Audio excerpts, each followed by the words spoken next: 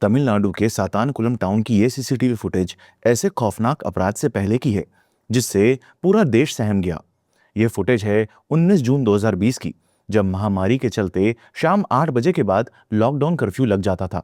Screen पर आपको time रात के 9:42 का दिख रहा होगा, लेकिन शॉपकीपर के मुताबिक सीसीटीवी का टाइम असल वक्त से 1 घंटे 42 मिनट आगे था। यानी उस वक्त असल में शाम के 8:02 हो रहे थे और कर्फ्यू शुरू हुए सिर्फ 2 मिनट ही हुए थे। इस फुटेज में व्हाइट शर्ट पहने खड़े यह शख्स 59 साल के जयराज हैं, जो अपनी शॉप के बाहर मास्क लगाए सोशल डिस्टेंसिंग का पालन करते हुए अकेले खड़े हैं, जिन्हें बिल्कुल भी अंदाजा नहीं था कि अगले कुछ वक्त में उनकी जिंदगी किस खौफनाक मंजर का सामना करने वाली है।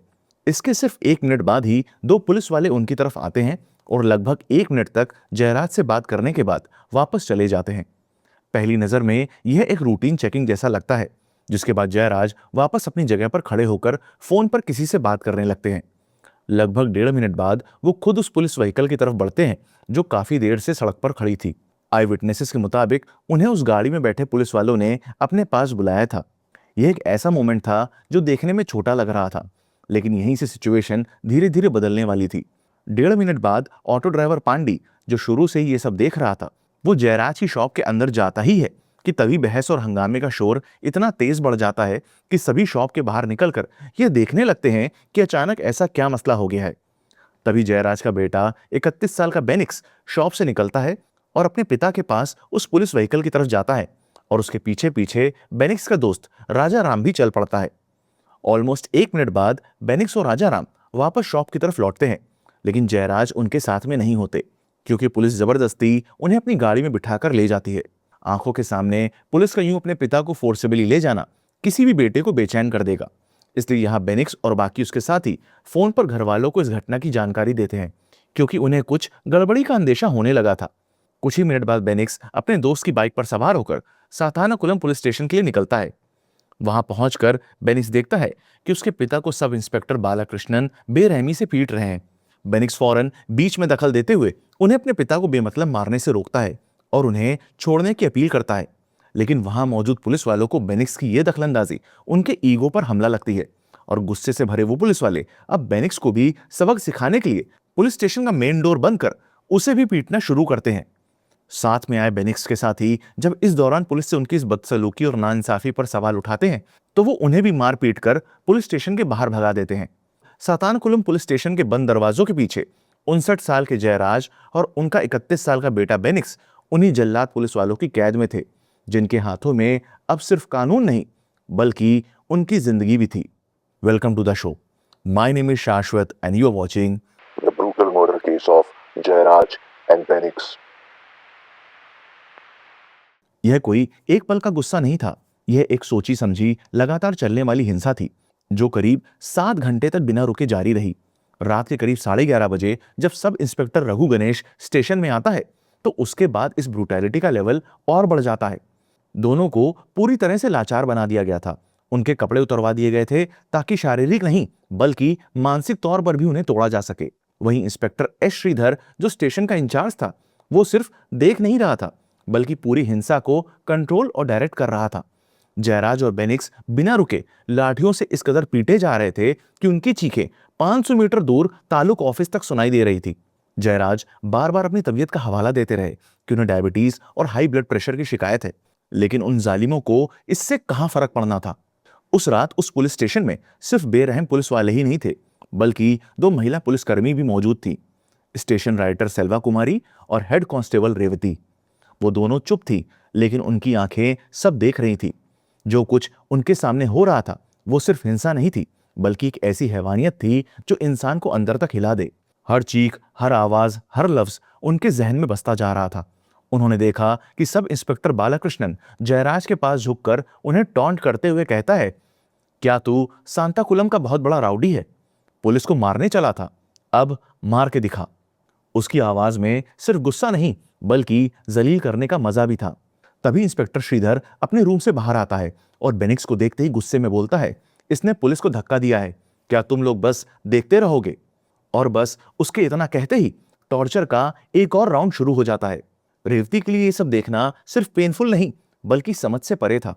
उन्हें महसूस हो रहा था कि यह हिंसा रैंडम नहीं बल्कि एक पैटर्न में चल रही है।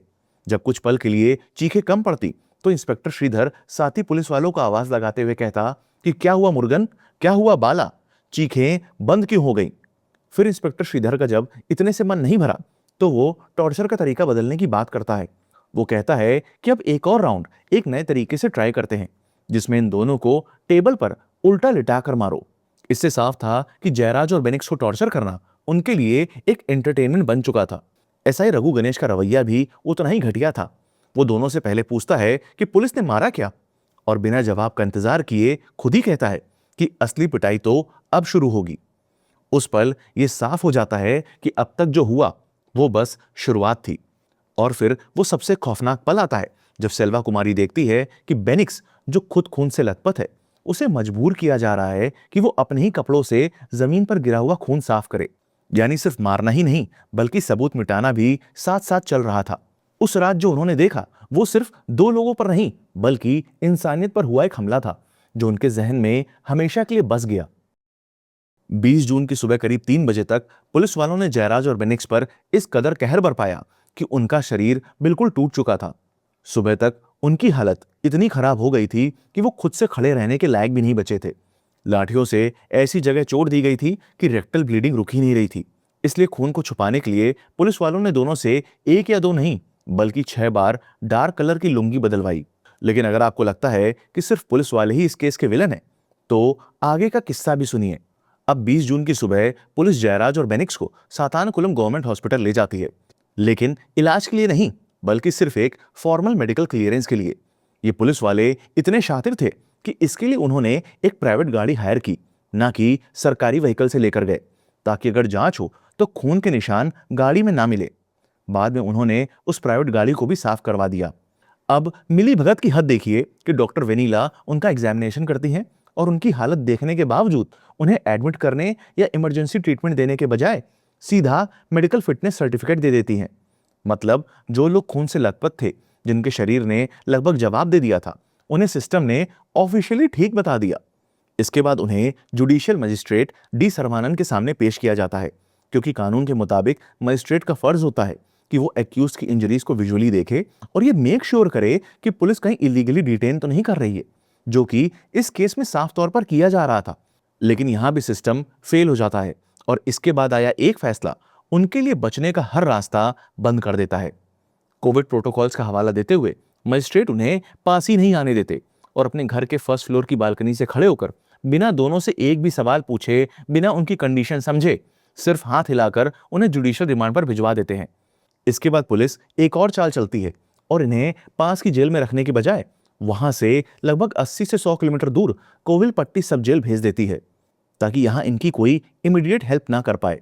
साथ ही एक झूठी एफआईआर दर्ज करती है जिसमें लिखा गया कि 19 जून की रात करीब 9:15 बजे हेड कांस्टेबल एस मुरुगन और कांस्टेबल मुथुराज अपनी पेट्रोलिंग ड्यूटी पर उस एरिया में मौजूद थे जहां बेनिक्स की शॉप थी।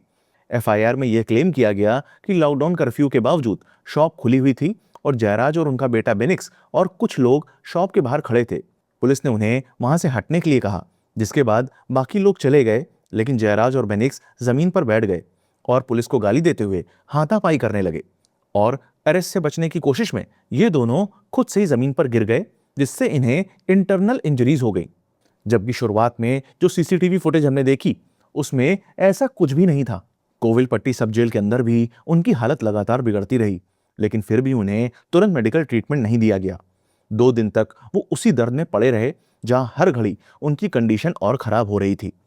22 जून की शाम जब बेनिक्स ने सीने में उठ रहे जानलेवा दर्द की शिकायत की, तब जाकर जेल अथॉरिटीज ने हरकत की और उसे कोविलपट्टी गवर्नमेंट हॉस्पिटल शिफ्ट किया गया। लेकिन तब तक बहुत देर हो चुकी थी और रात 9 बजे massive internal bleeding and blunt force trauma की वजह से बेनिक्स ने दम तोड़ दिया। उसी रात करीब 10:30 बजे जयराज को भी उसी हॉस्पिटल में एडमिट किया गया, लेकिन उनका शरीर भी अब जवाब दे चुका था और 23 जून की सुबह करीब 4:30 बजे फेफड़ों में छेद और सांस लेने में तकलीफ के चलते जयराज ने भी ट्रीटमेंट के दौरान दम तोड़ दिया। इन दोनों मौत के साथ एक कहानी खत्म नहीं हुई, बल्कि जनता के जहन में नए सवालों ने जन्म लिया कि क्या कोई इसकी जिम्मेदारी लेगा? क्या सिस्टम सच में इंसाफ देने की कोशिश करेगा या फिर एक बार फिर सच को दबाने की तैयारी शुरू हो जाएगी। जैसे ही जयराज और बेनिक्स की मौत की खबर फैली, सातानाकुलम टाउन में लोग सड़कों पर उतर आए। अगले दिन इसका असर पूरे स्टेट में देखने को मिला, जब कई जगहों पर दुकानें और कमर्शियल एस्टैब्लिशमेंट्स बंद रहे। लेकिन जब बात आई पुलिस एक्शन की, तो वहां भी सच से ज्यादा सिर्फ फॉर्मेलिटीज दिखाई दी। पुलिस ने कहीं भी एक्सेसिव फोर्स या ब्रूटैलिटी को एक्सेप्ट नहीं किया।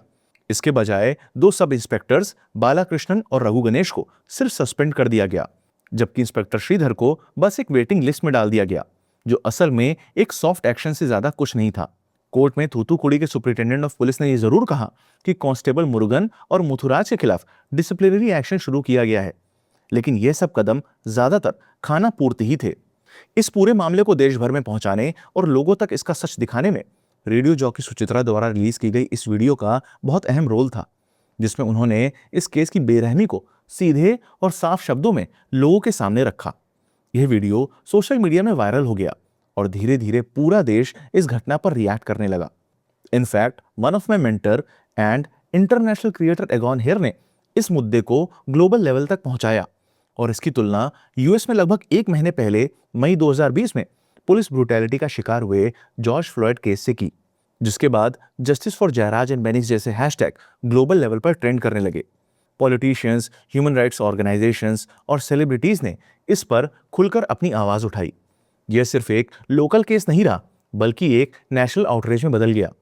इसी डिजिटल प्रेशर और पब्लिक आउटरीच ने सिस्टम को तुरंत रिएक्ट करने पर इस कदर मजबूर कर दिया कि मद्रास हाई कोर्ट की मदुरई बेंच ने बिना किसी फॉर्मल कंप्लेंट का इंतजार किए इस मामले पर सुओ मोटो कॉग्निजेंस लिया और थूथुकुड़ी के सुपरिटेंडेंट ऑफ पुलिस को तुरंत कोर्ट के सामने पेश होने का ऑर्डर दिया। सीधी भाषा में इसका मतलब होता है कि कोर्ट ने बिना किसी फॉर्मल कंप्लेंट या पिटीशन का इंतजार किए खुद ही इस घटना का नोटिस लिया और इस पर एक्शन लेना शुरू कर दिया। कोर्ट ने सीधे तौर पर निर्देश दिया कि इस पूरी घटना की जांच की जाए और सिर्फ 2 दिन के अंदर एक इंटरिम स्टेटस रिपोर्ट सबमिट की जाए। साथ ही कोर्ट ने यह भी कहा कि पोस्टमार्टम 3 एक्सपर्ट डॉक्टर्स की टीम करे, जिसकी वीडियो रिकॉर्डिंग मजिस्ट्रेट की मौजूदगी में की जाए, ताकि कोई भी सबूत छुपाया या बदला ना जा सके। इस पूरे मामले में रूलिंग पार्टी यानी उस वक्त AIADMK गवर्नमेंट ने जयराज और बेनिक्स की मौत बीमारी के चलते बताकर इस केस को दबाने की कोशिश की। लेकिन जब पब्लिक प्रेशर बढ़ने लगा और लोग सड़कों पर उतर आए, तब उस वक्त तमिलनाडु के चीफ मिनिस्टर पलानी स्वामी ने खाना पूर्ति के नाम पर विक्टिम्स के परिवारों को 10 लाख रुपए की सहायता राशि और परिवार के एक सदस्य को सरकारी नौकरी देने का ऐलान किया। सरकार के इस कदम पर DMK और अन्य अपोजिशन पार्टीज ने तीखी प्रतिक्रिया दी और CBI इन्वेस्टिगेशन की मांग की, लेकिन रूलिंग पार्टी ने इस केस को CBI को देने की बजाय अपने कंट्रोल में रखते हुए CBCID के थ्रू ही इन्वेस्टिगेशन जारी रखी। लेकिन जब इंक्वेस्ट और पोस्टमार्टम की रिपोर्ट सामने आई, तो पूरी कहानी ही बदल गई। मेडिकल बोर्ड ने दोनों के शरीर पर कम से कम 18 गहरी चोटों का जिक्र किया। रिपोर्ट्स में बताया गया कि उनके शरीर पर सूजन और गहरे घाव थे, और तो और कई जगहों पर खासकर शरीर के निचले भाग की चमड़ी तक उतर चुकी थी। यह चोटें जोर जोर से बार बार सख्त चीज से मारने की वजह से हुई थी, जिसे रिपोर्ट में क्लियरली अननेचुरल बताया गया। जब यह साफ हो गया कि लोकल पुलिस के थ्रू इन्वेस्टिगेशन में सबूतों के साथ छेड़छाड़ होने का खतरा है, तब हाई कोर्ट ने केस CBCID से लेकर सीधा CBI को हैंडओवर करने का ऑर्डर दिया। साथ ही दिल्ली के सेंट्रल फॉरेंसिक साइंस लेबोरेटरी की टीम को सांताकुलम पुलिस स्टेशन भेजा गया, ताकि क्राइम सीन को साइंटिफिक तरीके से एग्जामिन किया जा सके। इतना ही नहीं, हाई कोर्ट ने थूथुकुड़ी के डिस्ट्रिक्ट कलेक्टर को निर्देश दिया कि वो रेवेन्यू ऑफिशियल्स के साथ मिलकर पुलिस स्टेशन का कंट्रोल अपने हाथ में ले, ताकि मजिस्ट्रेट बिना किसी रुकावट के जरूरी डॉक्यूमेंट्स और सबूत कलेक्ट कर सके। यह अपने आप में एक ऐतिहासिक कदम था, क्योंकि ऐसा पहली बार हुआ था कि एक डिस्ट्रिक्ट एडमिनिस्ट्रेशन ने सीधा पुलिस स्टेशन का कंट्रोल अपने कब्जे में लिया हो। जब फॉरेंसिक इन्वेस्टिगेशन शुरू हुई, तब सच धीरे धीरे सबूतों के रूप में सामने आने लगा। इन्वेस्टिगेटर्स ने एडवांस DNA प्रोफाइलिंग का इस्तेमाल किया, जिससे लॉकअप की दीवारों, स्टेशन की टॉयलेट और स्टेशन हाउस ऑफिसर के रूम से ब्लड सैंपल्स कलेक्ट किए गए, जो जयराज और बेनिक्स से खून से सने कपड़ों से मैच कर गए। इसके अलावा जो लकड़ी की लाठियां पुलिस वालों ने इस्तेमाल की थी, उन्हें भी सीज करके टेस्ट किया गया और उनमें मिले ब्लड सैंपल्स भी जयराज और बेनिक्स से मेल खा गए। सातानाकुलम पुलिस स्टेशन में CCTV कैमरास लगे हुए थे और एक TB की हार्ड ड्राइव भी मौजूद थी, लेकिन फॉरेंसिक डिजिटल एनालिसिस में पता चला कि सिस्टम को जानबूझकर ऐसा सेट किया गया था कि रिकॉर्डिंग हर दिन ऑटोमेटिकली डिलीट हो जाए। इसका सीधा मतलब यह था कि उस रात की पूरी फुटेज मिटा दी गई थी। यहां तक पुलिस वालों ने एक लोकल सफाई कर्मचारी को, जो बोल सुन नहीं सकता था, उससे जबरदस्ती पुलिस स्टेशन के फ्लोर और दीवारों पर लगे खून को साफ करवाया। सीबीआई ने उस सफाई कर्मचारी का बयान रिकॉर्ड किया, जिसे उसकी पत्नी ने इंटरप्रेट किया और उसने पूरी कहानी सामने रख दी।